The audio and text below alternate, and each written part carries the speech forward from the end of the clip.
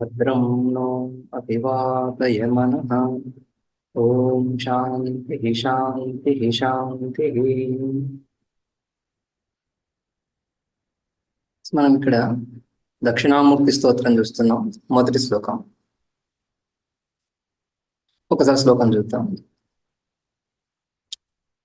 విశ్వం దర్పణ దృశ్యమాన నగరీ తుల్యం నిజాంతర్గతం పశ్యన్నాత్మని మాయయా బహిరివోద్భూతం యథా నిద్రయా యస్సాక్షాత్ కురుతే ప్రబోధ సమయే స్వాత్మానమేవాద్వయం తస్మై శ్రీ గురుమూర్తయే నమ ఇదం శ్రీ దక్షిణామూర్తయే. ఈ శ్లోకంలో మనం వివిధ అంశాలు ఇక్కడ చూస్తున్నాం.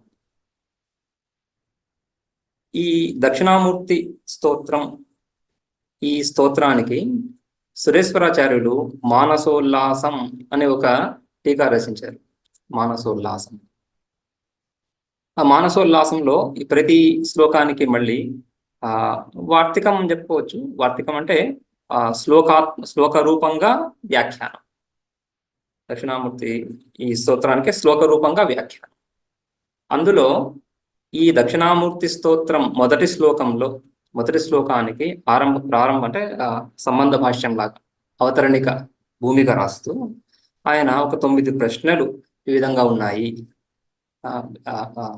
సాధకుడు ముముక్షువు ఆపాతత శాస్త్రాన్ని చదివి ఈ 9 ప్రశ్నలను పొంది 9 ప్రశ్నలు అడుగుతున్నాడు.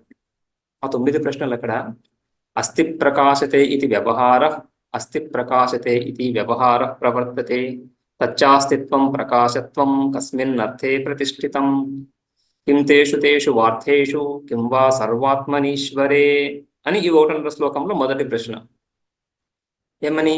వ్యవహార, లోక వ్యవహారం అంతా కూడా అస్థి ప్రకాశతే ఇది ప్రవర్తతే, సకల వ్యవహారము. అందుకని నైయాయికులు కూడా సకల వ్యవహార అసాధారణ కారణం జ్ఞానం అని వాళ్ళు ఆ జ్ఞాన నిర్వచనం ఏ విధంగా ఉంది? సకల వ్యవహార అసాధారణ కారణం. ఏ వ్యవహారమైనా సరే లోకంలో జ్ఞానము ద్వారానే వ్యవహారం కలుగుతూ ఉంది కదా. సో జ్ఞానము సకల వ్యవహారాలకి కారణం అవుతా ఉంది కాబట్టి సకల వ్యవహార అసాధారణ కారణం అని జ్ఞానాన్ని, రైట్. సో ఆ విధంగా ఇక్కడ కూడా ప్రశ్నలో సకల వస్తువులు కూడా అస్థి ప్రకాశతే అని వ్యవహారం తెలుస్తా ఉంది. అస్థి ప్రకాశతే ఇది వ్యవహార ప్రవర్తతే. తచ్చ అస్తిత్వం, ఆ అస్తిత్వం ఏదైతే ఉందో, ఆ ప్రకాశత్వం ఏదైతే ఉందో అది ఎక్కడ ఉంది? అస్తిత్వం ఈ అస్తిత్వానికి తర్వాత ఈ ప్రకాశానికి ఏది ఆధారం? ఈ అస్తిత్వానికి ప్రకాశానికి ఆధారం ఏది?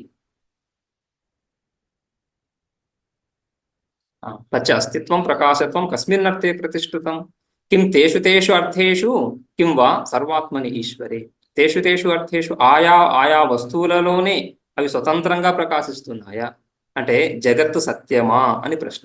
జగత్ సత్యత్వం గురించి ప్రశ్న. జగత్తు సత్యమా, వాస్తవమా అంటే జగత్తులో ఏ అస్తిత్వం, ఏ ప్రకాశత్వం మనకు తెలుస్తూ ఉందో ఆ అస్తిత్వం, ఆ ప్రకాశత్వం జగత్తుకు సంబంధించినదా, ఆయా వస్తువులకు సంబంధించినదా, లేక ఆ వస్తువులను ప్రకాశింపజేసే తత్వం వేరుగా ఉందా? ప్రతి వస్తువు అస్థి ప్రకాశతే అని తెలుస్తా ఉంది. ఘటో అస్థి ఘటో ప్రకాశతే, పటో అస్థి పటో ప్రకాశతే అని ఆ అస్థి ప్రకాశాలు ఎక్కడివి అని ఒక ప్రశ్న. సో ఆ ప్రశ్నకు ఇక్కడ మనం ఈ దక్షిణామూర్తి స్తోత్రంలో మొదటి శ్లోకంలోనే మనం చూస్తున్నాం, రైట్. అదే విధంగా 2వ ప్రశ్న అక్కడ ఈశ్వరత్వం చ జీవత్వం సర్వాత్మత్వం చ కీదృశం. ఈశ్వరత్వం కీదృశం? ఈశ్వరత్వం, ఈశ్వరస్య భావ, ఈశ్వరత్వం ఈశ్వరుడి స్వభావము. ఈశ్వరుడు అంటే ఏంటి? ఈశ్వరుడు అనే మాట శాస్త్రంలో మొట్టమొదటి రోజే ఈశ్వరుడు అనే మాట వచ్చేస్తుంది. ఈశ్వరుడు అనే మాట లేకుండా శాస్త్రం లేదు. రైట్.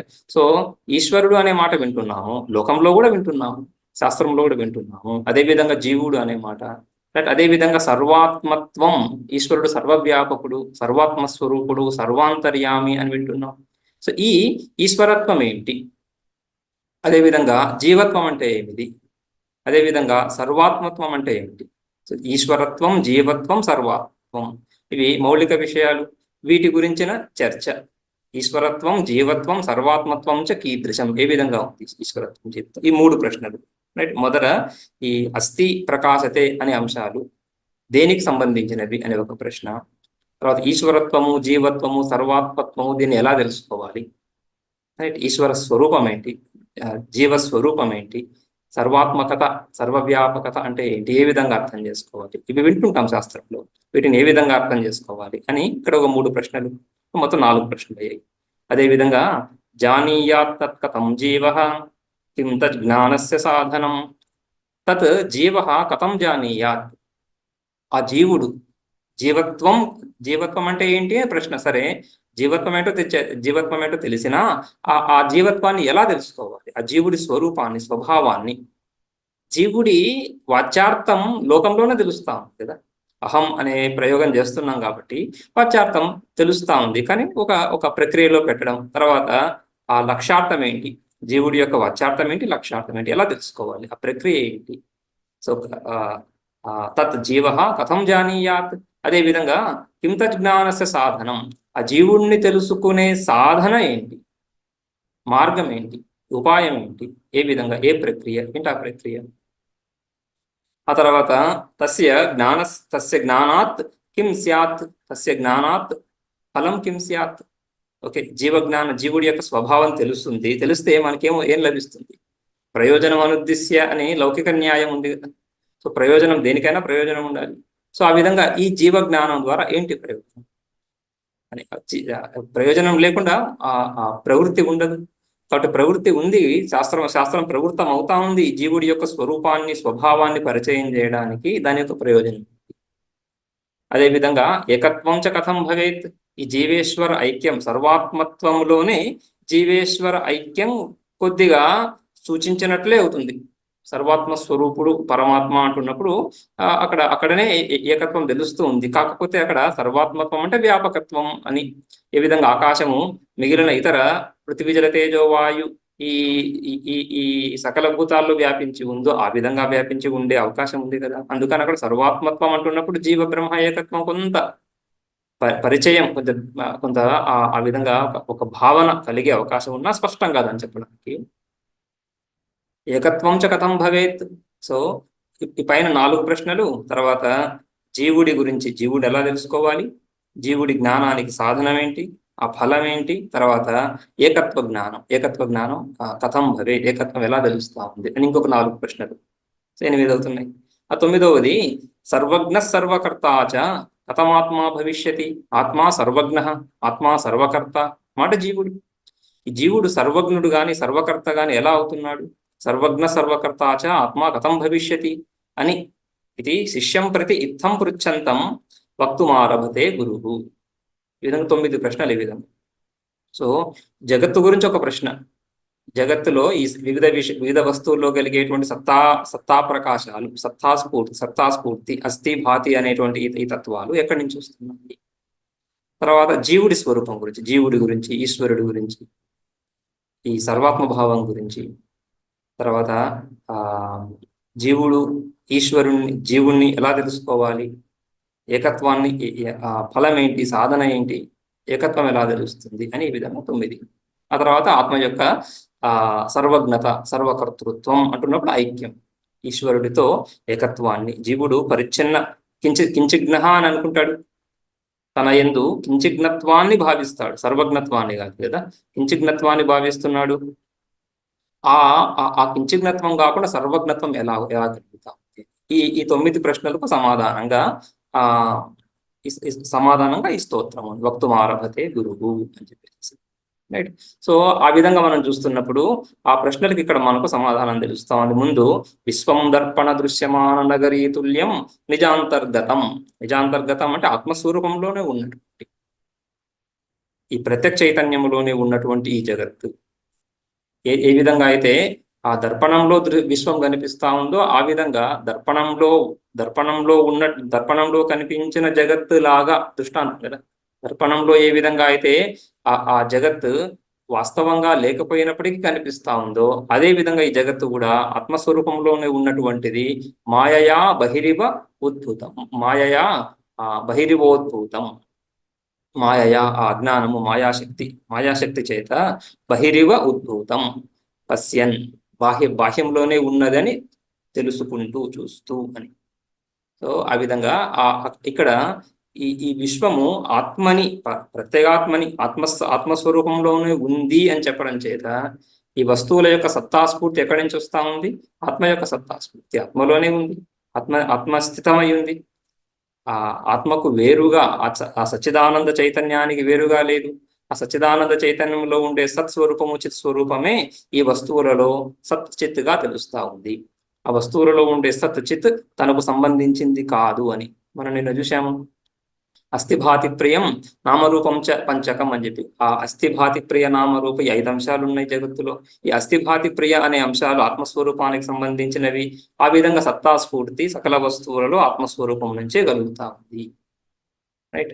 సో ఆ విధంగా ఈ ఈ జగత్తులో ఉండే సత్తాస్ఫూర్తులు ఆత్మకు సంబంధించినవి. రైట్. ఈ విషయాన్ని అయితే సత్తాస్ఫూర్తి ఆత్మకు సంబంధించింది అయినా కూడా జగత్తుకు సంబంధించిందిగా తెలుస్తా ఉంది. ఘటోవస్తి పటోవస్తి భాతి అంటున్నప్పుడు ఆ వస్తువులు స్వతంత్రంగా ఉన్నట్టు తెలుస్తున్నాయి. ఎలా తెలుస్తున్నాయి ఆ విధంగా? ఎందుకంటే అవి బాహ్యంగా మనకంటే వేరుగా ఉన్నవిగా వాటిని చూస్తున్నాం. మనకంటే వేరుగా ఉన్నవిగా ఎలా చూస్తున్నాం? మన స్వరూపంలోనే ఉన్నప్పుడు, ఆ ప్రత్యేగాత్మలోనే ఉన్నప్పుడు వేరుగా ఎలా చూస్తున్నాం అన్నదానికి కారణంగా మాయయా అని. మాయయా బహిరివోద్భూతం పశ్యన్. ఆ అజ్ఞానం చేత బాహ్యంగా బయట ఉన్నట్లుగా చూస్తూ వాస్తవంగా ఆత్మలో ఉన్న ఆత్మస్వరూపంలోనే ఉన్నప్పటికీ కూడా ఆ మాయ ఎక్కడి నుంచి వచ్చింది? ఆత్మని మాయయ. మాయ అన్వయం ఒకసారి చూస్తే మనము ఆత్మని మాయయ, ఆత్మయందు ఉన్నటువంటి మాయ. ఆత్మయందు ఉన్నటువంటి అని చెప్తున్నప్పుడు ఆత్మాశ్రిత మాయ, ఆత్మ విషయక మాయ. సప్తమి విభక్తి ఆత్మని అని ఉంది కదా. ఆ సప్తమి విభక్తికి అర్థం ఆత్మయందు అంటే ఆత్మను ఆశ్రయించినటువంటి. జ్ఞానానికి కానీ అజ్ఞానానికి కానీ రెండింటికి ఆశ్రయం కావాలి, రెండింటికి విషయం కూడా ఉంటుంది. లోకంలో అహం ఘటం జానామి అంటున్నప్పుడు ఘట జ్ఞానం ఒకటి ఉంది, ఘట జ్ఞానానికి విషయం ఒకటి ఉంది. ఘట జ్ఞానానికి విషయం ఏంటి? ఘటమే. అయితే ఘట జ్ఞానానికి ఆశ్రయం ఏంటి అన్నప్పుడు ఘటం అని చెప్పాం. ఘట జ్ఞానానికి ఆశ్రయం ఎవరైతే ఘటాన్ని చూస్తున్నారో అహం ఘటం పశ్యామి అంటున్నప్పుడు అహమేవ ఆశ్రయం ఘట జ్ఞానస్య. నా యందు ఘట జ్ఞానం ఉంది, నాకు కదా ఘట జ్ఞానం కలుగుతా ఉంది. ఘటానికి జ్ఞానం కలగటంలే, నాకు కలుగుతా ఉంది. చైత్ర ఘటం పశ్యతి, చైత్ర ఘటం పశ్యతి అంటున్నప్పుడు ఘట జ్ఞానం ఎవరిలో ఉంది? చైత్రుల్లో. సో చైత్రుడే ఘట జ్ఞానానికి ఆశ్రయం. అదేవిధంగా నాహం జానామి ఘటం, నేను ఈ ఘటం తెలుసుకోలేదు అంటున్నప్పుడు అక్కడేముంది? అజ్ఞానం, ఘట అజ్ఞానం, దానికి విషయం ఉంది. ఘట జ్ఞానానికి కూడా విషయం ఎవరు? ఘటమే. ఎవరు తెలుసుకోలేదు? అహం. సో ఘట జ్ఞానానికి ఆశ్రయం ఎవరు? అహమేవ. సో ఆ విధంగా జ్ఞానానికి అజ్ఞానానికి, ప్రతి జ్ఞానానికి ప్రతి అజ్ఞానానికి లోకంలో విషయము ఆశ్రయము 2 అంశాలు ఉంటున్నాయి. అయితే ఈ 2 అంశాలు ప్రాయ వేరువేరుగా ఉంటాయి. ఇది సవికల్పక జ్ఞానం. సవికల్పక జ్ఞానంలో జ్ఞాన విషయము జ్ఞాన ఆశ్రయము 2 వేరుగా ఉంటుంది. ఘటం చూడబడుతా ఉంది నా చేత, ఘట జ్ఞానకర్త లేదా ఆశ్రయ. ఘట జ్ఞాన విషయ అది కర్మకారకం. కర్తృకారకం కర్మకారకం 2 వేరుగా ఉంటున్నాయి కదా. ఆ విధంగా 2 వేరుగా ఉండడం. అయితే మూలా విద్య, మూలా జ్ఞానం, ఇవన్నీ కూడా ఘటాజ్ఞానం పటాజ్ఞానం, వీటిని తూల జ్ఞానం అంటున్నాం. తూల జ్ఞానాలు నానా తూల జ్ఞానాలు ఉంటాయి. తూలము అంటే స్వల్పమైనటువంటిది. ఎందుకని? దాని విషయం స్వల్పం. ఘట విషయక జ్ఞానం కేవలం ఘటాన్ని మాత్రమే ఆవరణం చేసేటువంటిది తూల జ్ఞానం. రైట్. సో ఆ తూల జ్ఞానాల విషయంలో ఈ విధంగా విషయము ఆశ్రయము వేరుగా ఉన్నా ఈ జగత్తంతటికీ మూల కారణమైనటువంటి అజ్ఞానం ఏదైతే ఉందో, జగత్ కారణం అనాది అజ్ఞానం మాయా, సర్వకారణం మాయా ఏదైతే ఉందో, అవ్యాకృతం మాయాతత్వం. సో ఆ మాయా స్వరూపానికి కూడా ఈ విధంగా అజ్ఞానమే కాబట్టి మాయా అంటున్నప్పుడు విషయము ఆశ్రయము 2 ఉంటాయి. రైట్. ఇక్కడ మాయకి విషయం, అజ్ఞానానికి విషయం ఆత్మ, ఆత్మ విషయక అజ్ఞానం, స్వస్వరూప విషయక అజ్ఞానం, సచ్చిదానంద స్వరూప విషయక అజ్ఞానం. ఆ సచ్చిదానంద స్వరూపం కూటస్థం జానాసివా అని ప్రశ్నించబడుతున్నప్పుడు అజ్ఞానం ఏమంటున్నాడు? కూటస్థం నాహం జానామి, కూటస్థ స్వరూపాన్ని నేను ఎరుగను. కూటస్థం అంటే నిర్వికారం. నాకు ప్రపంచంలో ఏదేదైతే కనిపిస్తుందో అవన్నీ వికారిగానే కనిపిస్తున్నాయి, కానీ నిర్వికార స్వరూపంగా ఏది ఇక్కడ కనిపించటం లేదు అని కూటస్థం నాహం జానామి అని అక్కడికి ఆగక నాస్తి కూటస్థం అని కూడా చెప్తారు. ఆ భావన ఉంటుంది కదా, నాస్తి కూటస్థ, నిర్వికార స్వరూపం అంటూ ఏమీ లేనే లేదు ఇక్కడ, అన్ని అన్ని అన్ని మారుతున్నటువంటివే అని భావన. రైట్. సో ఆ విధంగా అది ఆ కూటస్థ చైతన్య విషయక అజ్ఞానం కదా, స్వాభావికంగా సహజంగా అందరిలో ఉన్నటువంటి అజ్ఞానం అది. సో అందుకని అజ్ఞానానికి విషయము ఆత్మస్వరూపమే. ఈ విషయంలో ఏ వివాదం లేదు. అంటే వేదాంతంలో ఈ రెండు మతాలు ఏవైతే ఉన్నాయో, భామతి మతం, వివరణ మతం అంటున్నప్పుడు ఇద్దరిలో కూడా ఈ విషయంలో అంటే ఈ మాయా మూల విద్య ఏదైతే ఉందో దానికి విషయము ఆత్మస్వరూపమే అనే విషయంలో, సత్య చైతన్యమే విషయము అనే విషయంలో ఏ వివాదం లేదు. ఇక ఆ అజ్ఞానానికి ఆశ్రయం ఏమిటి అనే ప్రశ్న వచ్చినప్పుడు అక్కడ కొంచెం భేదం ఉంది.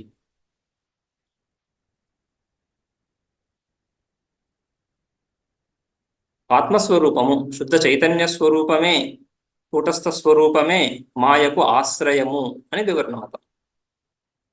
సచ్చిదానంద స్వరూపమే, ఏ సచ్చిదానంద స్వరూప విషయక అజ్ఞానం ఉందో ఆ అజ్ఞానానికి ఆశ్రయం కూడా ఆత్మస్వరూపమే అని. భామతి మతంలో జీవుడు అజ్ఞానానికి ఆశ్రయము అని చెప్తారు. వాచస్పతి మిశ్ర జీవుడు అజ్ఞానానికి ఆశ్రయము, ఈశ్వరుడు అంటే శుద్ధ బ్రహ్మ చైతన్యం, ఈశ్వరుడు అంటే చైతన్యం అని. ఈశ్వరుడు అజ్ఞానానికి విషయము, జీవుడు అజ్ఞానానికి ఆశ్రయము అని అక్కడ భామతి మతం. అయితే జీవుడు ఎక్కడి నుంచి వచ్చాడు ముందు? సో జీవుడు మాయా ఉపాధి తర్వాతనా మాయా ఉపాధి ముందా? సో మాయా ఉపాధి తర్వాత వచ్చిన జీవుడు మాయా అనే ఉపాధికి ఆధారం ఎలా అవుతాడు? రైట్. అందుకని ఈశ్వరుడే సచ్చిత్ చైతన్యమే అజ్ఞానానికి ఆశ్రయమని అని వివరణ సిద్ధాంతం. అయితే అజ్ఞానానికి ఈశ్వరుడే అజ్ఞానానికి ఆశ్రయం అయితే ఆ ఈశ్వరుడు ఎందు అంటే ఆ సచ్చిత్ చైతన్యం ఎందు శుద్ధత్వం ఎక్కడొచ్చింది? శుద్ధ చైతన్యం అని కదా. శుద్ధ చైతన్యంలో మాయ కలిసినప్పుడు అది శబల బ్రహ్మ అంటే ఆ బ్రహ్మ చైతన్యంలో కించిత్ దోషం కనిపిస్తా ఉంది, అజ్ఞానం అనే దోషం కనిపిస్తా ఉంది. అజ్ఞాన విశిష్ట చైతన్యాన్ని నువ్వు శుద్ధ చైతన్యం ఎలా అంటావు? సో అజ్ఞానము చైతన్యంలో ఆశ్రితమైతే ఆ చైతన్యానికి అజ్ఞానానికి సంబంధం కలిగి ఆ చైతన్యం ఏమైపోతా ఉంది? అజ్ఞాన విశిష్టం అవుతా ఉంది. సో అజ్ఞాన విశిష్ట చైతన్యం అని చెప్పినప్పుడు అది శుద్ధం ఎక్కడైంది అని ఒక ప్రశ్న టెక్నికల్ కదా. సో ఆ ప్రశ్నకి ఆ అజ్ఞానం ఏదైతే ఉందో అది స్వయం కల్పితం. అజ్ఞానం అనేది స్వయం కల్పితం కాబట్టి జ్ఞానానికి అజ్ఞానం యొక్క ఆశ్రయము కూటస్థ చైతన్యానికి సంబంధం ఏదైతే ఉందో ఆ సంబంధం కూడా కల్పితం. అజ్ఞానం ఎలాగూ కల్పితం, స్వరూపత అజ్ఞానం కల్పితం, అజ్ఞాన స్వరూపమే కల్పితం, అజ్ఞానం అనే తత్వమే కల్పితం. ఆ తర్వాత ఆత్మ చైతన్యానికి అజ్ఞానానికి సంబంధం ఏదైతే ఉందో సంబంధం కూడా కల్పితమే. ఆత్మ చైతన్యానికి అజ్ఞానానికి సంబంధం కల్పనం ఏదైతే అంటున్నామో దాన్ని సంసర్గాధ్యాస, కల్పన అంటే అధ్యాస, సంసర్గ అంటే సంబంధం కల్పితమైన సంబంధము అని. అజ్ఞానం ఏదైతే కల్పితం అంటున్నామో, జగత్ ఏదైతే కల్పితం అంటున్నామో అదంతా స్వరూపత, దాని స్వరూపమే అధ్యాస కాబట్టి స్వరూపాధ్యాస. రైట్. సో అది ఇక్కడ చెప్తున్నారు, ఆత్మని మాయ, ఆత్మయందు ఉన్నటువంటి మాయ, ఆత్మాశ్రిత ఆత్మ విషయక అని రెండు అర్థాలు ఇక్కడ వివరణానుసారంగా వెళ్తున్నప్పుడు ఆత్మాశ్రిత ఆత్మ విషయక మాయయ, మని మాయయ బహిరివోద్భూతం పశ్యన్, బహిః ఉద్భూతం ఇవ పశ్యన్, బహిః ఉద్భూతం బాహ్యంలో ఉన్నట్లుగా తెలియబడుతా ఉంది. ఎటువంటి జగత్? నిజాంతర్గతం వాస్తవంగా అది ఆత్మస్వరూపంలోనే, ఆత్మ బయట లేనే లేదు. బయట లోపల అనే విభాగం ఎక్కడి నుంచి వస్తా ఉంది? దేహంతో తాదాత్మ్యం ఏర్పడిన తర్వాత, దేహంతో తాదాత్మ్యం ఏర్పడినప్పుడు దేహం లోపల దేహం బయట అనే భావన కలుగుతా ఉంది. కానీ ఈ దేహ తాదాత్మ్యానికంటే ముందు దేహ తాదాత్మ్యానికి కారణమైనటువంటి మాయాతత్వం ఏదైతే ఉందో ఆ మాయ ఆత్మ చైతన్యంలోనే ఉంటూ ఆ మాయా కార్యమైన జగత్తు కూడా ఆత్మస్వరూపంలోనే ప్రత్యేగాత్మలోనే ఉంటూ ఆ ఆవరణం, ఈ మాయా స్వరూపం ఏం చేస్తా ఉంది? ఆత్మస్వరూపాన్ని ఆవృతం చేస్తా ఉంది. ఆవృతం చేస్తున్నప్పుడు అది వ్యాపకము, అధిష్టానము అనే జ్ఞానం కలగకుండా పరిచ్ఛిన్నము అనే జ్ఞానం కలుగుతా ఉంది. ఏ విధంగా పరిచ్ఛిన్నము? అజ్ఞాన కార్యాలైన ఈ కార్యకరణ సంఘాతంతో విశిష్టము అని తెలుస్తాం. అజ్ఞాన కార్యాలైన కార్యకరణ సంఘాతంతో విశిష్టం అని తెలుస్తున్నప్పుడు, రైట్? సో ఆ విశిష్టం అని తెలుస్తున్నప్పుడు అక్కడ ఈ బహిరివోద్భూతం, బహిహి ఉద్భూతం ఇవ, అక్కడ మనకి బాహ్యాభ్యంతర విభాగాలు వస్తుంది.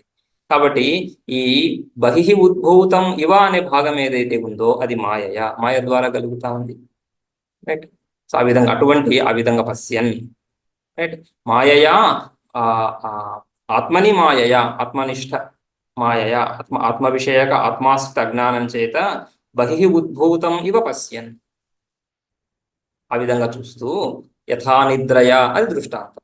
నిద్రలో ఏ విధంగా అయితే, నిద్ర దృష్టాంతం స్పష్టం కదా, నిద్రలో ఏ విధంగా అయితే బాహ్యంలో విషయాలు లేవని స్పష్టంగా తెలుస్తున్నా కూడా బాహ్యంలో ఉన్నట్లుగా అనిపిస్తున్నాయి అక్కడ, ఆ విధంగా యథా నిద్రయా అని యహ ముముక్షు సాక్షాత్కురుతే, యహ ప్రబోధ సమయే, ఈ పాదం చూడాలి మనం, యహ ప్రబోధ సమయే సాక్షాత్కురుతే, ఈ మూడో పాదం చూడాలి కదా.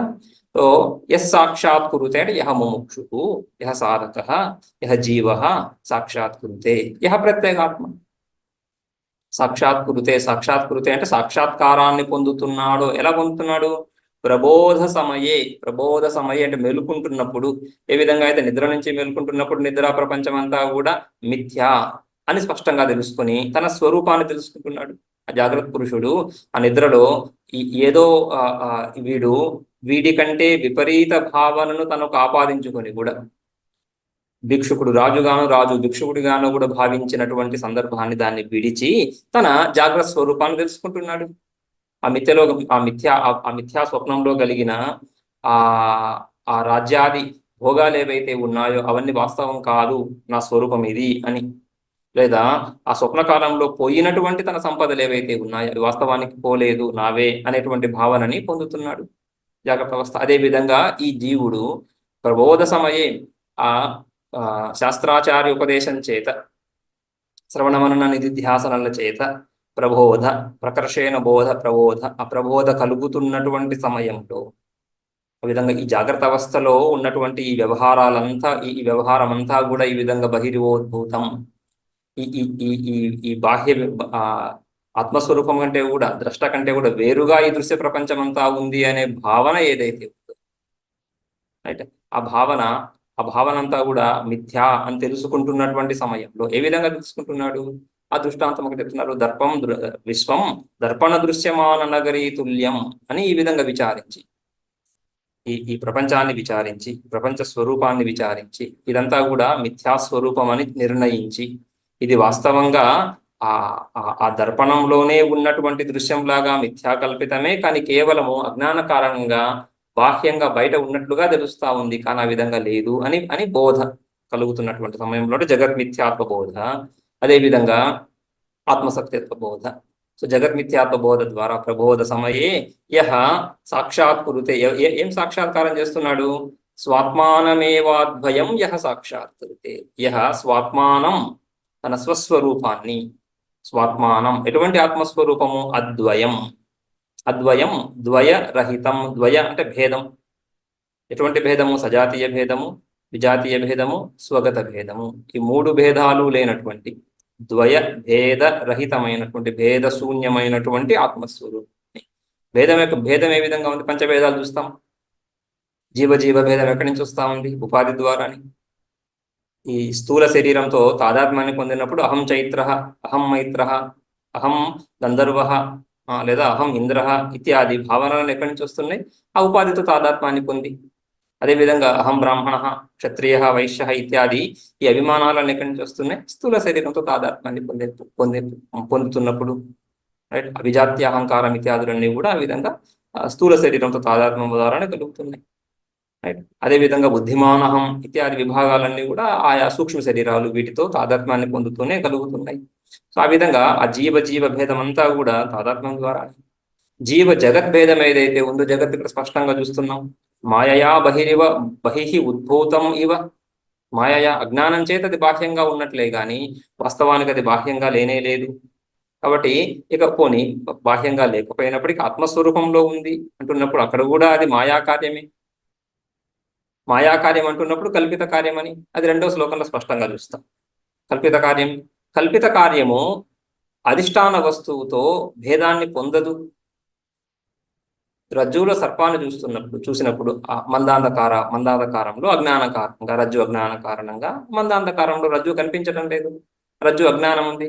ఆ రజ్జు అజ్ఞానం చేత సర్పాన్ని అక్కడ చూస్తున్నప్పుడు, రైట్, రజ్జు అజ్ఞానం చేత సర్పం కనిపిస్తుంది, వాస్తవంగా సర్పం లేదు అక్కడ. సో అందుకని సర్పం కూడా అజ్ఞాన కార్యం. ఆ తర్వాత ఆ సర్ప భ్రాంతి తొలగి రజ్జు జ్ఞానం కలిగినప్పుడు ఎన్ని వస్తువులు ఉన్నాయి అక్కడ? రజ్జు ఒకటి, అంతకుముందు చూసిన సర్పం ఒకటి, రెండు వస్తువులు ఉన్నాయి. రెండు వస్తువులు లేవు కదా. ఎందుకు లేవు? సర్ప బుద్ధి ఉంది, సర్పం చూశాము అనే స్మృతి ఉంది. సో ఆ స్మృతికి విషయం సర్పం అవ్వాలి. స్మృతి అంటే జ్ఞానమే, సర్ప జ్ఞానం ఉంది. అదేవిధంగా రజ్జు జ్ఞానం, రజ్జు ఇప్పుడు ఎదురు కనిపిస్తా ఉంది. ముందు ఉన్న సర్ప స్మృతి అంటే జ్ఞానమే సర్ప జ్ఞానం, రజ్జు జ్ఞానం. సర్ప జ్ఞానానికి విషయం సర్పము, రజ్జు జ్ఞానానికి విషయం రజ్జు అని రెండు చెప్పము. ఎందుకని? మిథ్యా విషయం ఏదైతే ఉందో అది లెక్కలోకి రాదు, దాన్ని లెక్కించరు ఎక్కడ కూడా. అది లోక విదితమే, లోక ప్రసిద్ధమే. ఆ విధంగా మాయాస్వరూపం ఏదైతే ఉందో అది మాయా అని చెప్పడం చేతనే అది మాయా కార్యాలు రెండు కూడా. మాయా అంటే మాయా కార్యాలతో పాటుగా, రైట్, కార్యేణ సహ మాయా కారణం. ఆ రెండవతనాన్ని, ద్వైతాన్ని, ద్వితీయత్వాన్ని కల్పించడం లేదు, భేదాన్ని కల్పించడం లేదు ఆత్మస్వరూపం ఎందు. అందుకని అద్వయం, స్వాత్మానం అద్వయం, ఆత్మస్వరూపం అద్వయము. ఈ జగత్తంతా కూడా మాయా కార్యం అని చెప్తున్నప్పుడు జగత్తంతా మాయాలో భాగం అయిపోయింది. కార్యం కారణం కన్నా వేరుగా లేదు, సత్కార్యవాదం చూస్తున్నాం. జగత్తంతా కూడా మాయా కార్యం కాబట్టి మాయా స్వరూపమే. సో ఆ మాయ బ్రహ్మ కంటే కూడా వేరుగా చెప్పడానికి వీలు లేదు. బ్రహ్మలో ఉన్నప్పటికీ కూడా ఆ ఉండడం అనేది కల్పితం అని చెప్తున్నాం కాబట్టి అది రెండవ తత్వంగా లేదు. అందుకని అద్వయం. మాయ ఆ విధంగా జగత్తు ద్వారా కలిగేటువంటి ద్వైతం ఏదైతే ఉందో అద్వైతం కూడా లేదు, రైట్. సో అదే విధంగా ఈశ్వరుడు కూడా మాయోపాధిక తర్వాత శ్లోకంలో చూస్తాం. మాయోపాధిక ఈశ్వర, రైట్. ఇక్కడ కూడా చెప్పచ్చు ఆత్మని మాయయ అని చెప్తున్నాం కాబట్టి ఆత్మని మాయయ అంటున్నప్పుడు మాయా విశిష్ట చైతన్యం, మాయా విశిష్ట ఆత్మ అంటే చైతన్యం, మాయా విశిష్ట చైతన్యం ఈశ్వరుడు. ఆ ఈశ్వరుడు కూడా జీవుడి నుంచి భిన్నంగా తెలుస్తున్నాడు కేవలం ఆ మాయారూప ఉపాధి ద్వారానే. కాబట్టి ఈశ్వర జీవ భేదం కూడా లేదు, ఈశ్వర జీవ భేదం కూడా తొలగిపోతా ఉంది. అందుకని అద్వయం, అఖండ చైతన్యాన్ని ఆ విధంగా తెలుసుకుంటున్నటువంటి సమయంలో ప్రబోధ సమయే స్వాత్మానం అద్వయం ఏవ యహ సాక్షాత్కృతే. ఇక్కడ యత్ పదం ఏదైతే ఉందో ఆ నాలుగో పాదంలో తత్పదంతో తస్మై తత్పదం కదా, తత్పదంతో సమన్వయం. యహ అంటే ప్రత్యేగాత్మ, ఏ ప్రత్యేగాత్మ స్వరూపము ఈ విధంగా తన స్వస్వరూపాన్ని స్వాత్మానం అద్వయం, అద్వితీయ స్వరూపాన్ని, తన స్వస్వరూపాన్ని, అద్వితీయమైనటువంటి స్వరూపాన్ని ఎప్పుడైతే సాక్షాత్కరించుకుంటున్నాడో, ఎవరైతే సాక్షాత్కరించుకుంటున్నారో, ఏ ప్రత్యేగాత్మగా నిలిచిపోతున్నాడో తస్మై ఆ ప్రత్యేగాత్మయే శ్రీ గురుమూర్తయే దక్షిణామూర్తయే. ఆ ప్రత్యేగాత్మయే ఈ దక్షిణామూర్తి. సో ఆ విధంగా అభేదాన్వయం తెలుస్తా ఉంది అక్కడ, రైట్. సో అటువంటి దక్షిణామూర్తికి నమస్కారము, ఇదం నమః, రైట్.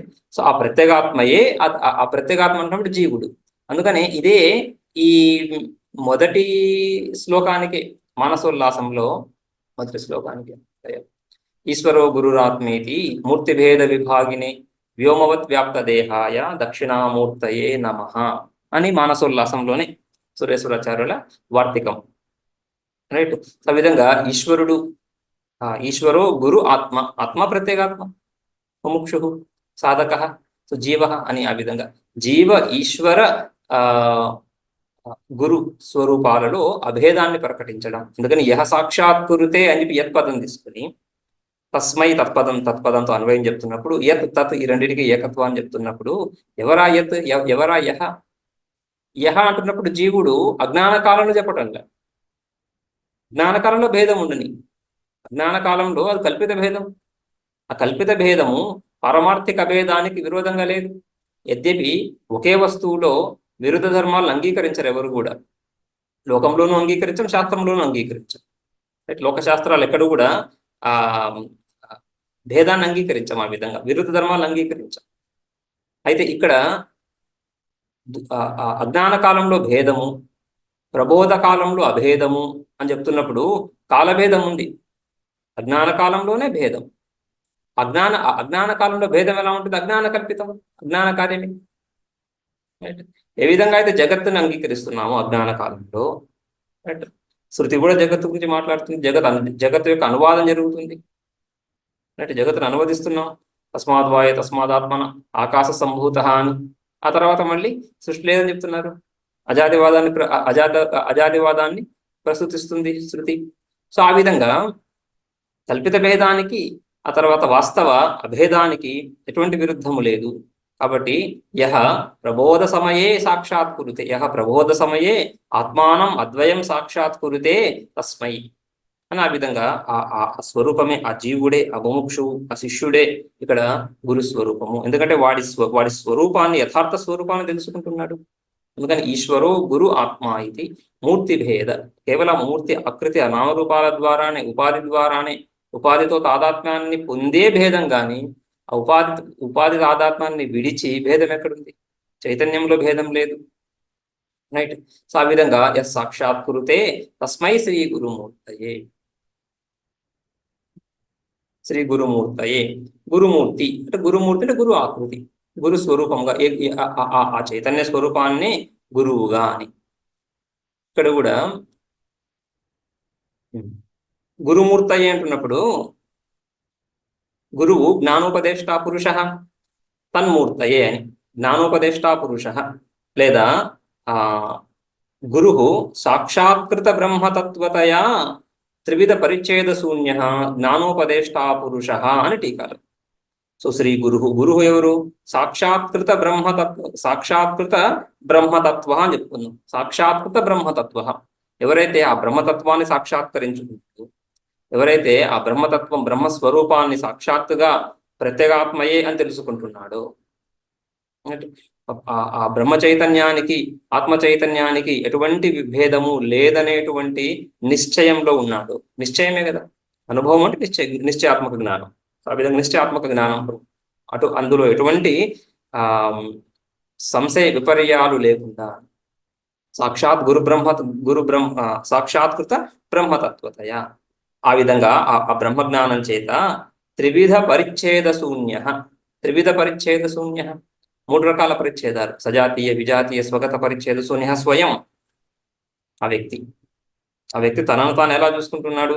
ఏ విధంగా అయితే ఇప్పుడు యహ ప్రబోధ సమయే సాక్షాత్కృతే అనే శిష్యుడు, ఆ ముముక్షువు ఏ విధంగా అయితే తెలుసుకుంటున్నాడో, గురువు అదే విధంగా తెలుసుకున్నాడు.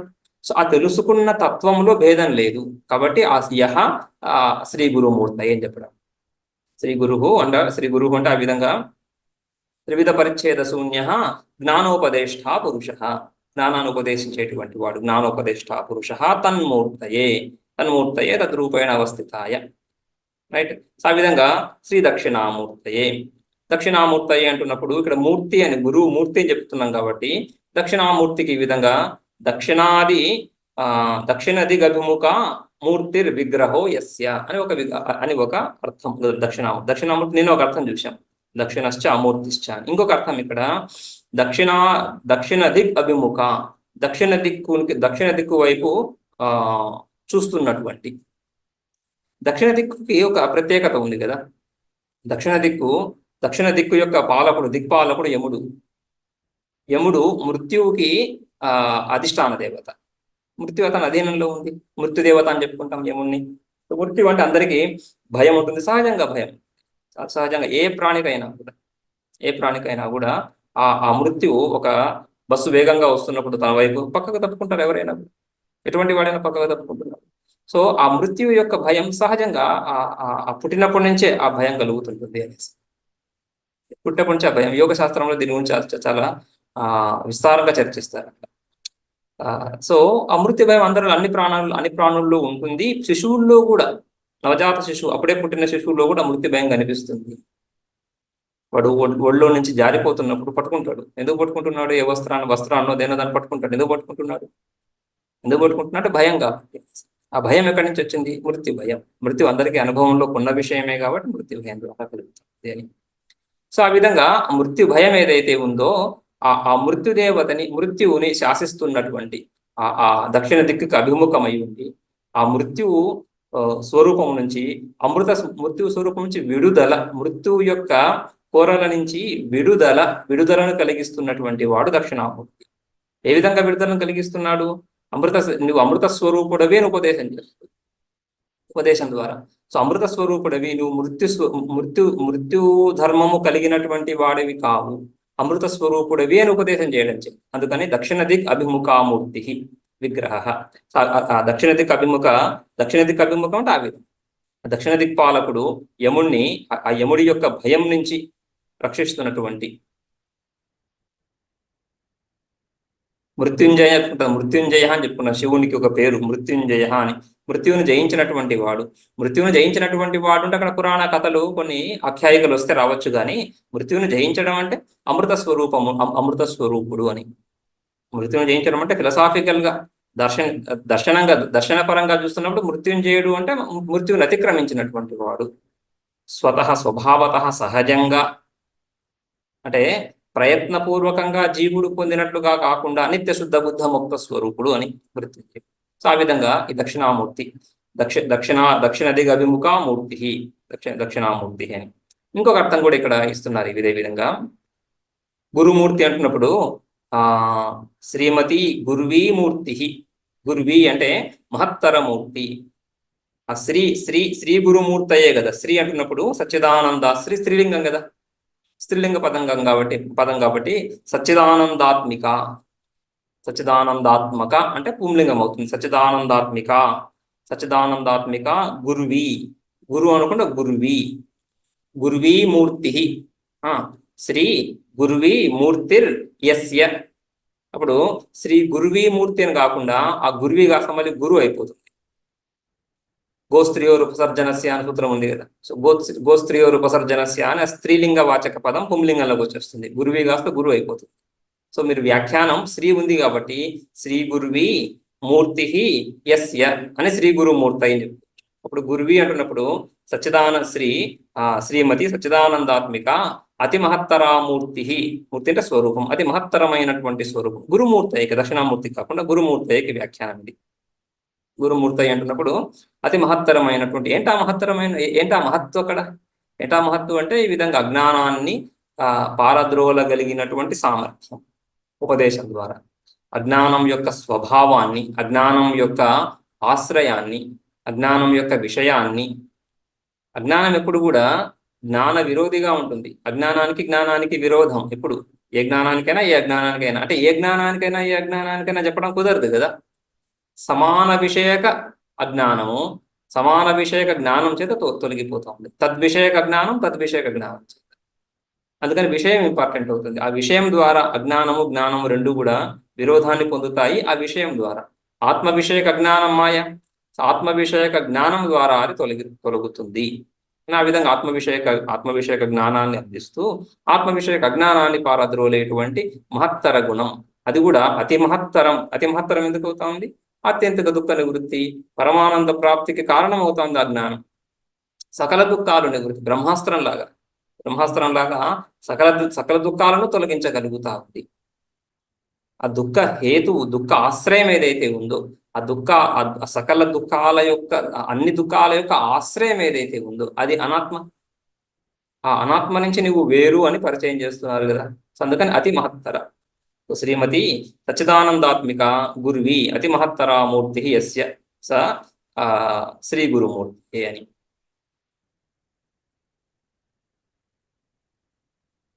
అదేవిధంగా శ్రీ దక్షిణామూర్తి అన్నప్పుడు కూడా శ్రియా అనాది అచింత్య మాయాశక్త్యా దక్షిణ సృష్టిస్థిత్యంత విరచనా నిపుణశ్చ అసౌ పరమార్థతో అమూర్తిశ్చ. ఇది నేను చూసిన అర్థం. దక్షిణశ్చ అమూర్తిశ్చ. దక్షిణ అంటున్నప్పుడు సమర్థుడు అని చెప్పుకున్నాం. సమర్థుడు అంటున్నప్పుడు నిన్న ఉపదేశ సామర్థ్యం చెప్పుకున్నాం కానీ ఉపదేశ సామర్థ్యం గురు పదం ద్వారానే వస్తూ ఉంది కాబట్టి ఇక్కడ సమర్థ అంటున్నప్పుడు సృష్టి స్థితి లయ కారకుడు అని. ఈ సంపూర్ణ జగత్తు మహత్తరమైనటువంటి జగత్తు ఏదైతే ఉందో ఈ జగత్తంతటినీ కూడా సృష్టి స్థితి లయలు చేస్తున్నటువంటి ఈ జగత్తు యొక్క సృష్టి స్థితి లయలకు కారణమైనటువంటి ఏ విధంగా సృష్టి స్థితి లయలు అది 2వ శ్లోకంలో చూస్తాం. మనం నేను అనుకున్నాం కదా వివర్త ఉపాదాన కారణం. వివర్త ఉపాదాన కారణం కూడా 2వ శ్లోకంలో స్పష్టంగా వస్తుంది, అక్కడ చూస్తాం. సో సృష్టి స్థితి ఆ అత్యంత విరచనా నిపుణశ్చ. సృష్టి స్థితి ఎందుకు లయం కూడా సృష్టి స్థితి లయలు. సృష్టి స్థితి లయల్లో సమర్థుడు. ఆ సృష్టి స్థితి లయల్లో సమర్థుడైతే ఆ మహత్తర ఆ మహత్తు ఎక్కడి నుంచి వస్తా ఉంది? సృష్టి స్థితి లయల కేవలం సృష్టి స్థితి లయల గురించి అయితే ఆ సృష్టి స్థితి లయలు ఏదో ఘటము పటము గురించి కాదు, అవి సంపూర్ణ జగత్తు గురించి. ఎక్కడైతే ఈ అనేక అశేష ప్రాణులన్నీ అందరూ కూడా వ్యవహరిస్తున్నారో సంపూర్ణ జగత్తుకు సృష్టి స్థితి లయల కారకుడు కాబట్టి అది దక్షిణ అంటే సామర్థ్యం. అటువంటి సామర్థ్యం కలిగినటువంటి ఆ విధంగా సామర్థ్యం కలిగి ఉండి కూడా దక్షిణ. కానీ అదేవిధంగా అమూర్త స్వరూప ఈ మూర్తి ఆకృతి లేనటువంటి వాడు. ఒక ఆకృతి, ఒక ఆకారము, ఒక స్వరూపము లేనటువంటి, రైట్, ఒక నామరూపము లేనటువంటి పరమార్థత. ఏదైనా సృష్టి స్థితి లయ కర్త అంటున్నప్పుడు సృష్టికి స్థితికి లయకి కర్త అని చెప్తున్నప్పుడు ఏమవుతుంది? ఆ కులాలుడు కుండని సృష్టిస్తున్నాడు. ఆ కులాలుడికి ఒక శరీరం అంటూ ఉంది, ఒక ఆకృతి అంటూ. అదేవిధంగా పరమాత్మ కూడా సృష్టి స్థితి లయకర్త కాబట్టి కర్త అంటున్నప్పుడే సృష్టి స్థితి లయకర్త అంటే కర్తృత్వం వస్తూ ఉంది కదా. కర్తృత్వం వస్తున్నప్పుడు గుణం వచ్చేసింది. కర్తృత్వం అంటేనే గుణం కాబట్టి సగుణం అయిపోతా ఉంది. ఆ కర్తృత్వం ఎక్కడైనా కూడా ఎవరైనా కూడా కర్తను చూస్తే లోకంలో మనకు కర్త సశరీరిగానే కనిపిస్తుంది. కర్తకు ఏదో ఒక ఉపాధి ఉంటుంది కదా. సో ఆ విధంగా అక్కడ కూడా ఆకృతి ఉంటుంది అనే సంశయం కలుగుతా ఉంది కాబట్టి ఆ సంశయాన్ని తొలగించడానికి పరమార్థతో అమూర్తిశ్చ వ్యవహారత సృష్టికర్త. ఈ పరమాత్మ శుద్ధ చైతన్యాన్ని మనం సృష్టికర్త అని చెప్తున్నప్పుడు సృష్టికర్తృత్వం కూడా ఆ వ్యావహారికమే, అది పారమార్థికంగా. అందుకనే ఆ జన్మాద్యస్య యతః అని 2వ సూత్రం బ్రహ్మసూత్రాల్లో, లేదా భృగువల్లిలో యతో వా ఇమాని భూతాని జాయంతే ఏన జాతాని జీవంతి యత్ ప్రయంత విసంవిశంతి అని చెప్తున్నప్పుడు తటస్థ లక్షణం పరమాత్మ స్వరూపానికి లక్షణం, రైట్. సో ఆ తటస్థ లక్షణం ఏదైతే ఉందో ఆ లక్షణాన్ని తటస్థమని చెప్పడంలో తాత్పర్యం ఏంటి? ఆ లక్షణాన్ని తటస్థమని చెప్తున్నప్పుడు తన స్వరూపాన్ని విడిచి తన స్వస్వరూపాన్ని సాక్షాత్తుగా పరిచయం చేయకుండా ఒక ఉపాధి ద్వారా పరమాత్మ స్వరూపాన్ని పరిచయం చేయడం. సో ఈ సృష్టి యొక్క ఈ జగత్తు యొక్క సృష్టి, జగత్తు యొక్క స్థితి, జగత్తు యొక్క లయ, ఇవి ఉపాధులు. ఇక్కడ ఈ ఉపాధుల ద్వారా పరమాత్మ స్వరూపాన్ని పరిచయం చేస్తున్నాం. అవి ఎక్కడి నుంచి వచ్చాయి? జగత్ ఎక్కడి నుంచి వచ్చింది? మాయాకార్యం, రైట్. సో ఆ విధంగా ఆ జగత్తు యొక్క చర్చ, జగత్ ఎక్కడెక్కడైతే వస్తుందో జగత్తు యొక్క చర్చ, జగత్తు యొక్క సృష్టి స్థితి లయలు ఇవన్నీ ఎక్కడెక్కడైతే వస్తున్నామని వ్యావహారికాలే. ఆ విధంగా వ్యావహారికంగా దక్షిణ ఆ సృష్టి స్థితి లయ సామర్థ్యం నిపుణత, అది వ్యావహారికంగా. పారమార్థికంగా అమూర్తి. కాబట్టి వ్యావహారికంగా సృష్టి స్థితి లయాలు చెప్పినప్పుడు సగుణత్వం వస్తుంది. సబల బ్రహ్మ మాయా విశిష్ట మాయోపహిత, అక్కడ దోషం లేదు. కానీ ఆ పరమార్థత చెప్తున్నప్పుడు అధ్యాత్మత అపవాద పక్షం చెప్తున్నప్పుడు అమూర్తిశ్చ పరమార్థతో అమూర్తిశ్చ దక్షిణ అమూర్తి. దక్షిణ అనే పదం వ్యవహార స్థలంలో తీసుకొని అమూర్తి పదం పారమార్థికంగా తీసుకొని సామర్థ్యం కలిగినటువంటి, లేదా దక్షిణ అంటున్నప్పుడు ఇచ్ఛాశక్తి, క్రియాశక్తి, జ్ఞానశక్తి అని చెప్పేస్తాం. ఇచ్ఛాశక్తి, క్రియాశక్తి, జ్ఞానశక్తులు కలిగినటువంటి అది దక్షిణ. సకల ఇచ్ఛ ఆయన ఇచ్ఛ. వీరు నైయాయికులు వెరీ ఇంట్రెస్టింగ్ గా చెప్తారు. ఈశ్వరులో 3 గుణాలు కల్పిస్తారు. ఈశ్వరులో గుణాలు, ఏం గుణాలు కల్పిస్తారు? జ్ఞానం. ఆయనలో జ్ఞానం ఉంది. ఏం జ్ఞానం ఉంది? నిత్య జ్ఞానం. నిత్య జ్ఞానం అంటున్నప్పుడు సకల విషయక సంపూర్ణ అన్ని ప్రపంచంలో ఉండే భూత భవిష్యత్ వర్తమాన కాలీన విషయాలన్నీ ఏవైతే ఉన్నాయో వాటన్నింటి జ్ఞానం. భూత భవిష్యత్ వర్తమాన కాలీన విషయాల సకల విషయాల జ్ఞానం ఆయనకి ఏకకాలంలో కలుగుతాం. వర్తమాన జ్ఞానం, వర్తమాన కాల సంబంధీ జ్ఞానం వర్తమాన కాలంలో, భూతకాలీన సంబంధీ జ్ఞానం భూతకాలం, అలా కాదు. సకల విషయక జ్ఞానాలు ఒక్కసారిగా మనకు కళ్ళు తెరిచినప్పుడు ఈ రూమ్ లో అనేక వస్తువులు కనిపిస్తున్నాయి. ఒక్కసారిగా అన్ని వస్తువులు కనిపిస్తున్నాయి, క్రమంగా కనిపించట్లేదు, అన్ని ఒక్కసారి కనిపిస్తాయి. ఉన్నవన్నీ ఇక్కడ ఉన్నటువంటి మన ఆ విజన్, ఆ విజన్ స్పియర్ ఏదైతే ఉందో, మన దృష్టి పథం ఎంతవరకు వెళ్తా ఉందో అక్కడ ఉన్న విషయాలన్నీ ఒకసారి కనిపిస్తాయి. అది దాని యుగపత్ జ్ఞానం అని. ముందు వెనుకలు లేవు, లేకుండా తర్వాత ఈ కార్యకారణ భావం ముందు వెనుకలు ఇవేవి లేకుండా ఒక్కసారిగా కనిపిస్తుంది, ఎటువంటి క్రమం లేకుండా. ఆ విధంగా ఆయనకి త్రికాలజ్ఞ, మూడు కాలాలు కూడా సామాన్యంగా కాలం అంటేనే మన బుద్ధిలోకి ఒక క్రమం వచ్చేస్తుంది. ముందు జరిగింది, తర్వాత జరిగింది, తర్వాత జరిగింది. ఏదన్నా మన సినిమా చూస్తున్నప్పుడు ముందు ఒక ఘట్టం, తర్వాత ఒక ఘట్టం, తర్వాత ఒక ఘట్టం, అలా అలా క్రమంగా వెళ్ళిపోతుంది. రైట్. అది కాలం, అది కాల స్వభావం. అది క్రమమన్నా కాలమన్నా ఒకటే. క్రమము కాలము రెండు వేరు కాదు కదా. కాలంలో క్రమం ఉందని కాదు, క్రమమే కాలం. రైట్. ఈశ్వరుడు సంపూర్ణ ప్రపంచాన్ని చూస్తున్నాడు అంటున్నప్పుడు ఏ ఈవెంట్ జరిగినప్పుడు దాన్ని అలాగే ఆ సమయంలో చూస్తున్నాడు అంటే ఆయనను కాలంలో పట్టుకొస్తున్నాం మనం, ఆయనను కూడా కాలంలో లాక్కొచ్చేస్తున్నాం. అలా కాదు కదా.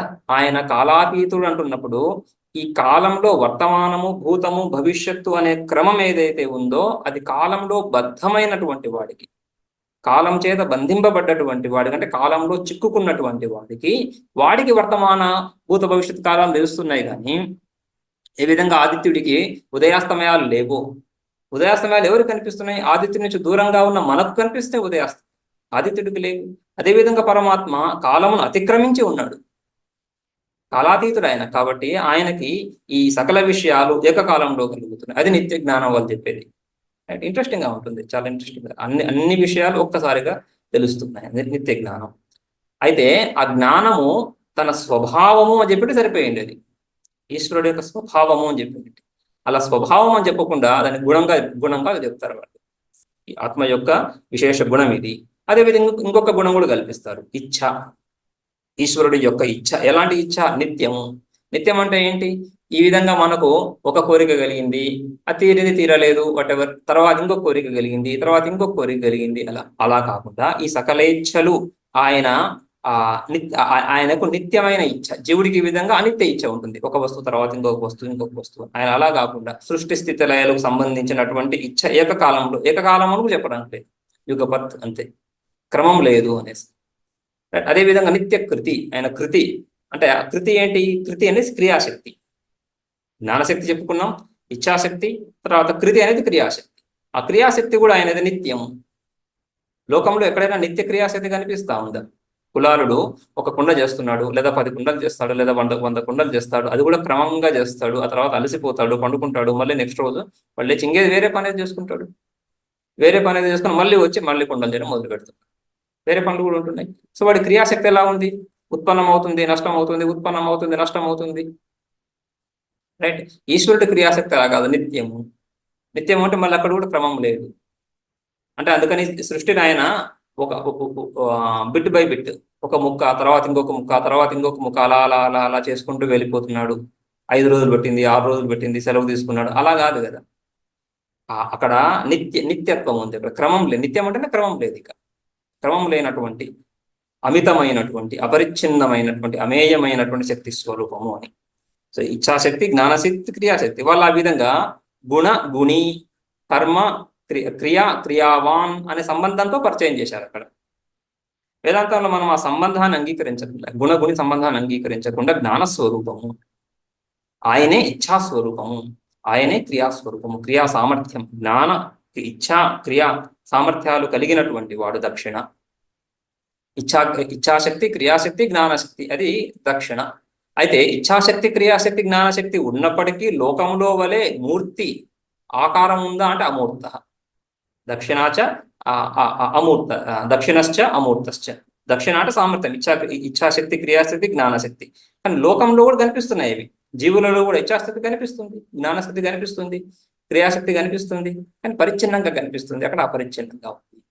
కాబట్టి ఇక్కడ ఏ విధంగా అయితే మూర్త స్వరూపం ఉందో ఆ విధంగా మూర్తం కాకుండా అక్కడ అమూర్త స్వరూపము అని.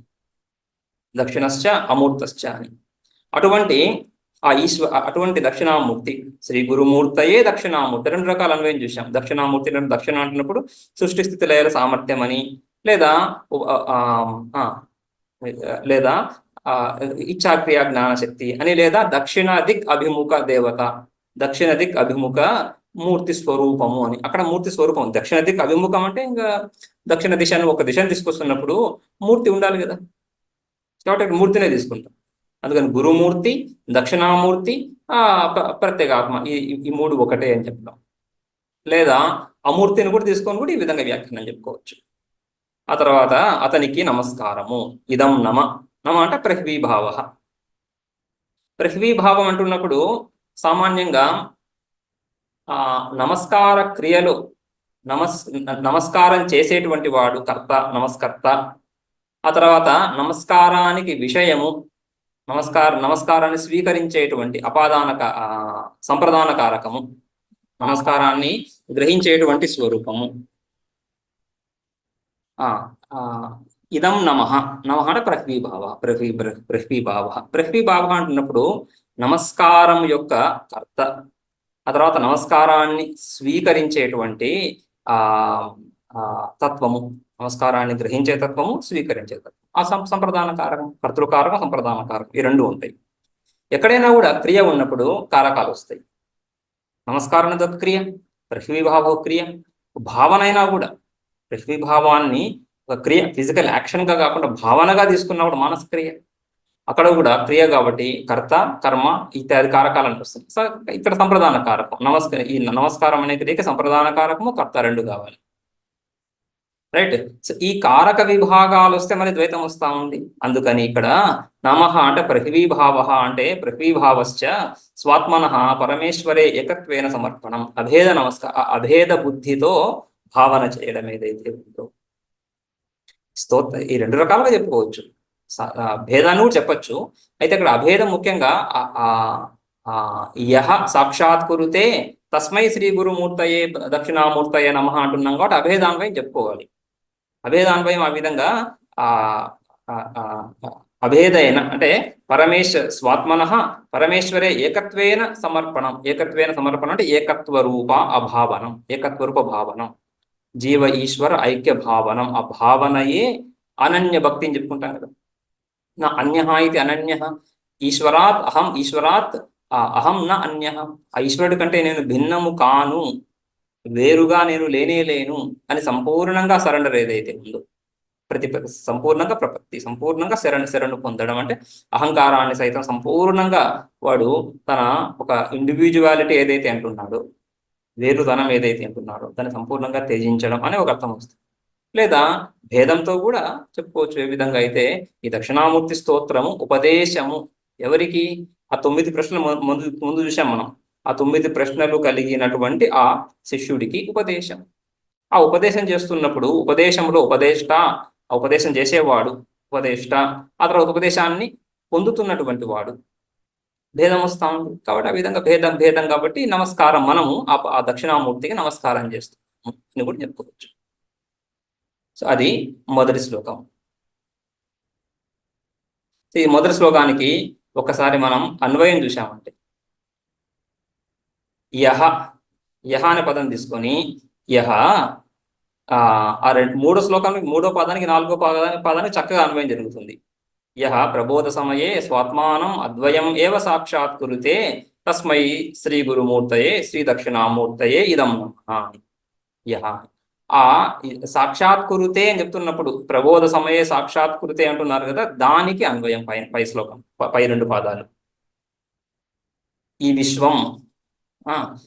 విశ్వం దర్పణ దృశ్యమాన నగరీ తుల్యం, విశ్వం దర్పణ దృశ్యమాన నగరీ తుల్యం నిజాంతర్గతం విశ్వం ఆత్మని మాయయా బహిరుద్భూతం ఇవ పశ్యన్. బహిరుద్భూతం అథవా ఆత్మని మాయయా యథా నిద్రయా బహిరుద్భూతం ఇవ పశ్యన్ యహ సాక్షాత్కృతే. పశ్యన్ శత్రంతం కదా, పశ్యన్ శత్రంతం కాబట్టి యహకి పశ్యన్ సంబంధం ఏర్పడుతుంది. సాక్షాత్కృతే ముఖ్య క్రియ అయిపోతుంది. యహ పశ్యన్ సాక్షాత్కృతే, యహ ఇదం విశ్వం పశ్యన్ సాక్షాత్కృతే. ఇదం విశ్వం కీదృక్ కథం పశ్యన్ మాయయా బహిరుద్భూతం ఇది పశ్యన్.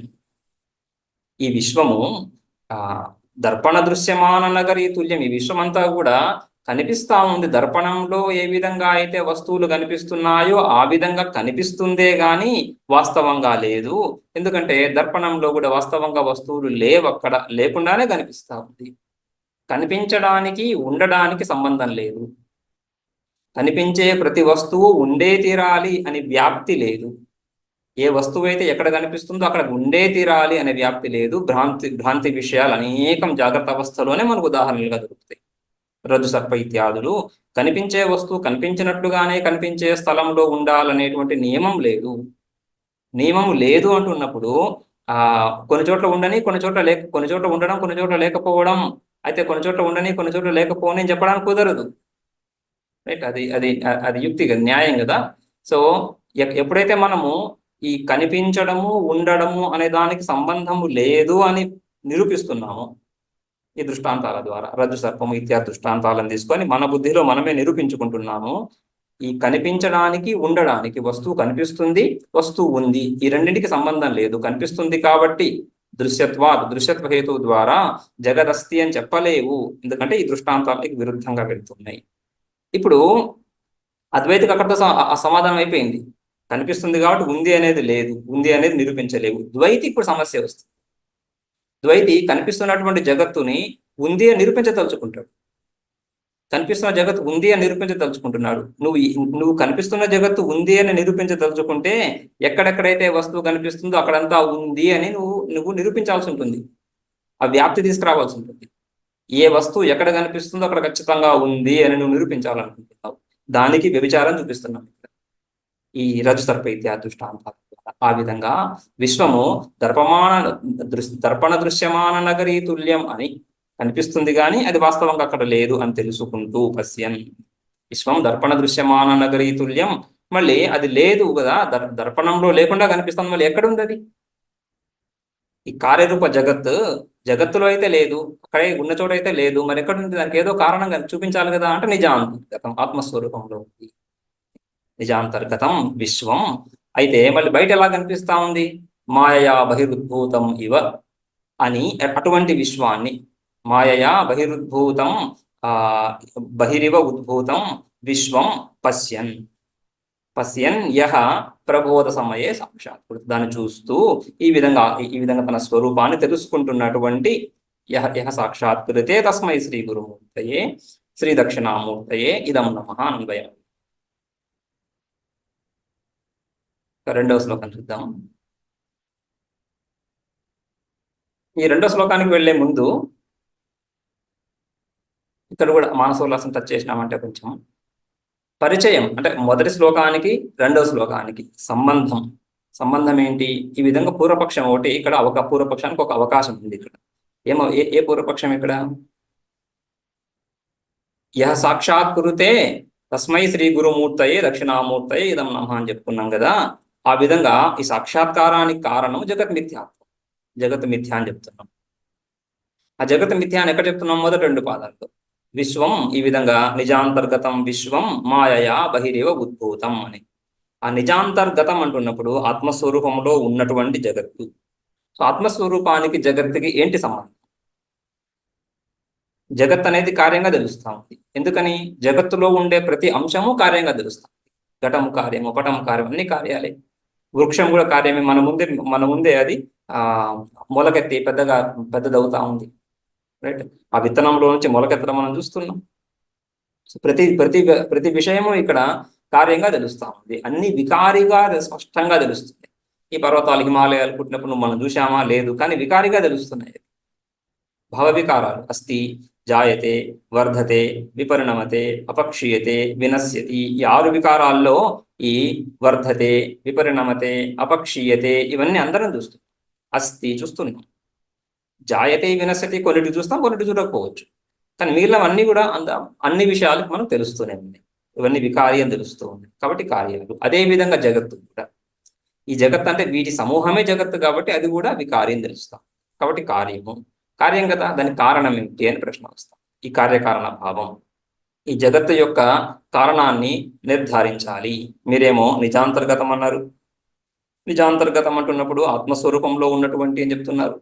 ఆత్మస్వరూపము, ఆత్మ యొక్క స్వభావం ఏంటి? అద్వయం అని చెప్పారు మొదటి శ్లోకంలోనే. అద్వయం, రైట్.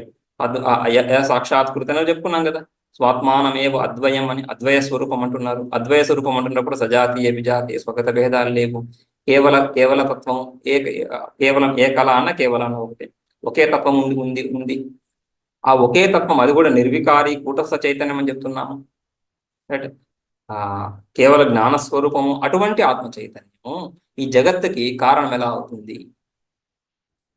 కారణం ఎలా అవుతుంది అని ప్రశ్న. కాబట్టి ఆ జగత్తు పరిణామాన్ని పొంది ఆ పరమాత్మ స్వరూపము, ఆత్మ చైతన్యము, అద్వితీయ స్వరూపము, అద్వితీయ బ్రహ్మ పరిణామాన్ని పొంది జగత్తుగా అయిందా, లేదా జగత్తుని నిమిత్త ఉపాదాన కారణాల ద్వారా సృష్టించిందా? ఏదైనా ఉపాదాన కారణం ఉందా?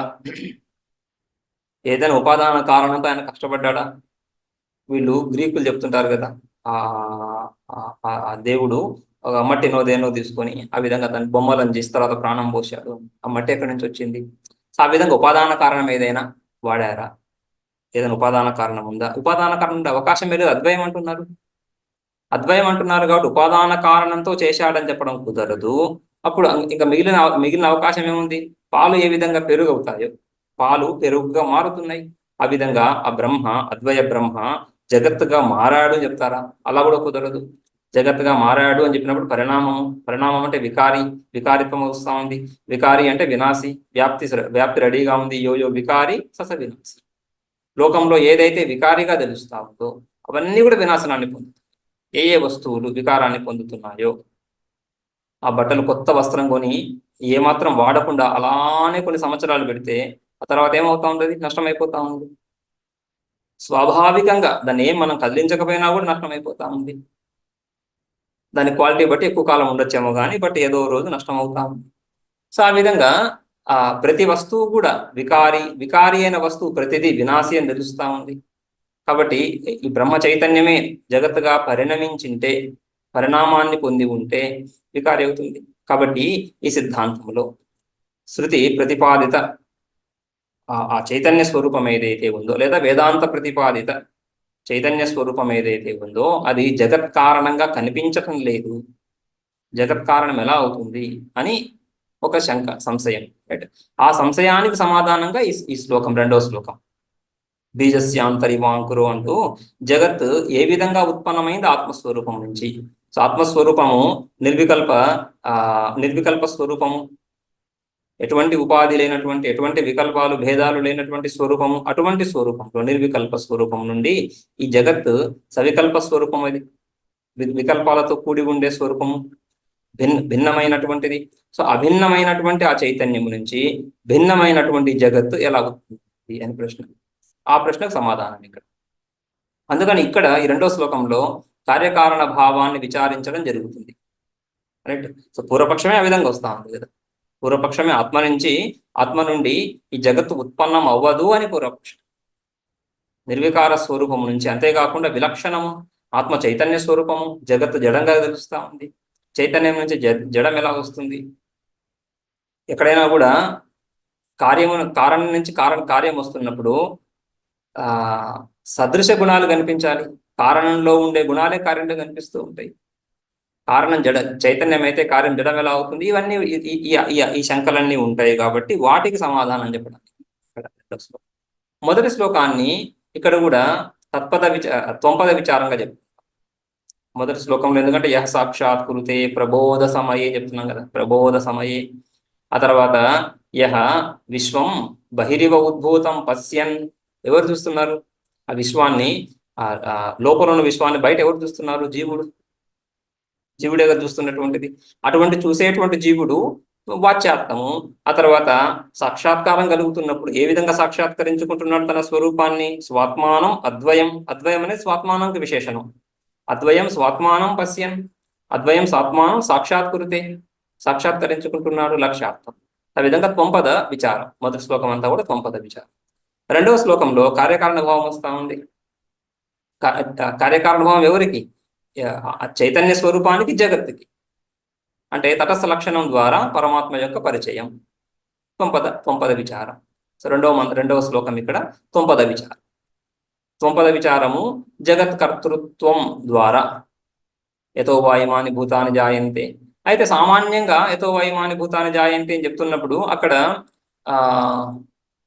ఈ ఉపాదాన కారణంగా పరిచయం చేయడం అంత స్పష్టంగా లేదు. ఇక్కడ ఉపాదాన కారణంగా ఉంటుంది. అక్కడ వివర్త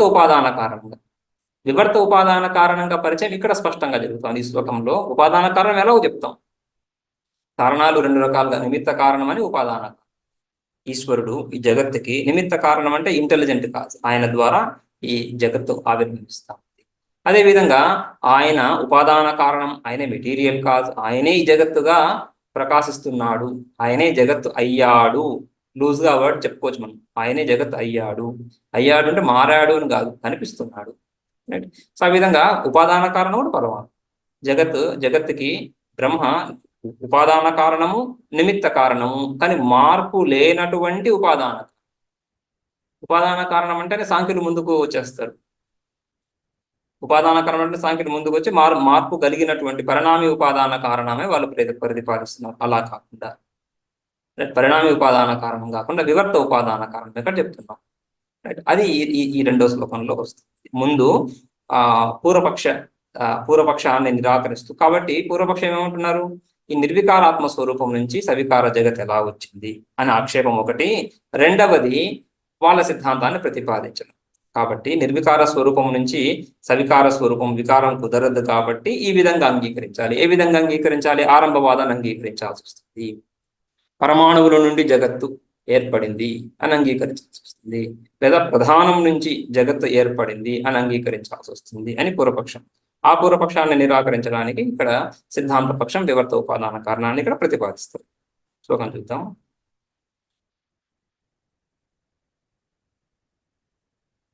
బీజస్యాంతరివాంకురో జగదిదం ప్రాంగ్ నిర్వికల్పం పునః మాయా కల్పిత దేశ కాల కలనా వైచిత్ర్య చిత్రీకృతం మాయావీవ విజృంభయత్యపి మహా యోగీ వయస్వేచ్ఛయా తస్మై శ్రీ గురుమూర్తయే నమ ఇదం శ్రీ దక్షిణామూర్తయే.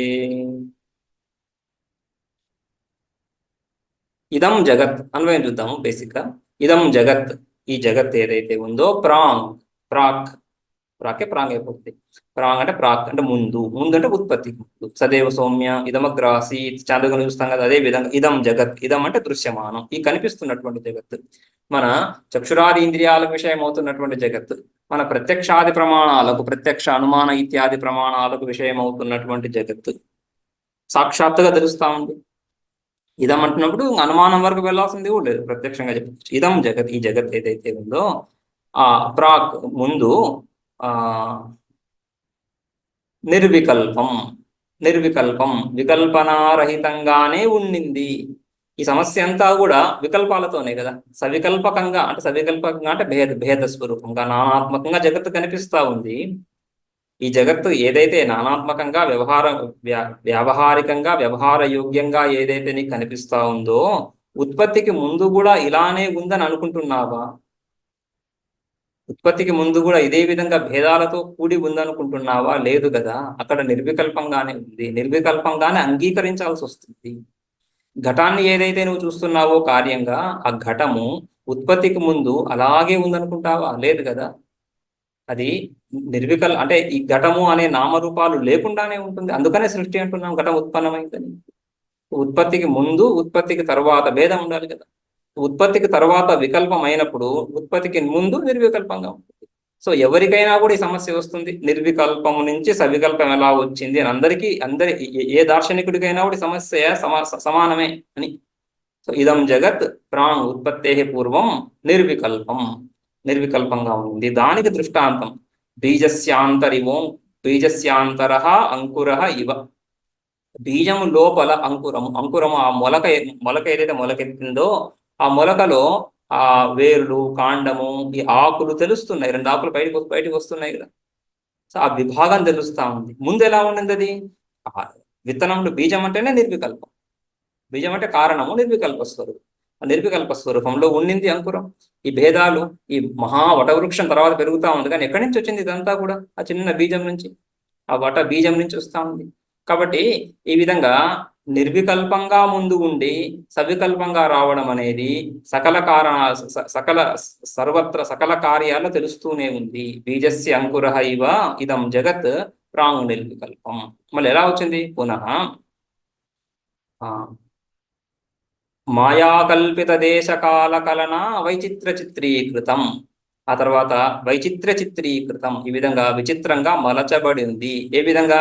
మాయాకల్పిత, మాయ ద్వారా కల్పిత దేశకాల కలన, దేశ కాల ఇత్యాది కల్పిత తత్వాలతో. ముందు ఆకాశం, తస్మాత్ వాయు తస్మాత్ ఆత్మన ఆకాశ సంభూత, ఆకాశాద్ వాయు ఇత్యాది ఆకాశాది సృష్టి, రైట్. సో ఆకాశాది సృష్టి తర్వాత వైచిత్ర చిత్రీకృతం, ఈ పృథివీ జల తేజో వాయువులు ఇవన్నీ చేరి అనేక విచిత్రమైనటువంటి వస్తువులు, చతుర్దశ భువనాలు, ఈ ఈ ఈ ఈ భూ ప్రపంచం, ఈ భూమండలంలోనే అనేక ప్రాణులు మనం చూస్తున్నాము. లెక్కలేనన్ని ప్రాణులు, లెక్క పెట్టలేనన్ని ప్రాణులను చూస్తున్నాం ఇక్కడ. ఇక 14 భువనాల్లో ఇంకెంతమంది ప్రాణులు? ఇవన్నీ కూడా వైచిత్ర చిత్రీకృతం మాయయ. దీనికి దృష్టాంతం ఏముంది? ఈ విధంగా ఎలా కుదురుతున్నప్పుడు మాయావీవ విజృంభయత్యపి మహాయోగీవయ స్వేచ్ఛయ. యహ పరమాత్మ, ఆ పరమాత్మ స్వైచ్ఛయ, ఎటువంటి నిబంధనలు లేనటువంటి, ఎటువంటి అంకుశము లేనటువంటి నిరంకుశ స్వరూపము. ఆ నిరంకుశ పరమాత్మ స్వేచ్ఛయ, తన ఇచ్ఛ చేత, ఒక మాయావి ఏ విధంగా అయితే సకల విషయాలను కల్పన చేస్తున్నాడో ఎటువంటి ఉపాదాన కారణం లేకుండా, రైట్. వేరే తనకంటే వేరే ఉపాదాన కారణము లేదు, తనకంటే వేరే నిమిత్త కారణము లేదు, కానీ మాయా సృష్టి చేస్తున్నాడు, రైట్. అదేవిధంగా మహాయోగి, ఈ విశ్వామిత్ర ఇత్యాది యోగులు త్రిశంకు గురించి ఒక స్వర్గాన్ని నిర్మించేశాడు ఆయన. అటువంటి యహ స్వేచ్ఛయా విజృంభయతి తస్మై శ్రీ గురుమూర్తయే శ్రీ దక్షిణామూర్తయే ఇదం నమః అని ముఖ్య అన్వయం చూశాము. రేపు దీని అర్థం చూద్దాం.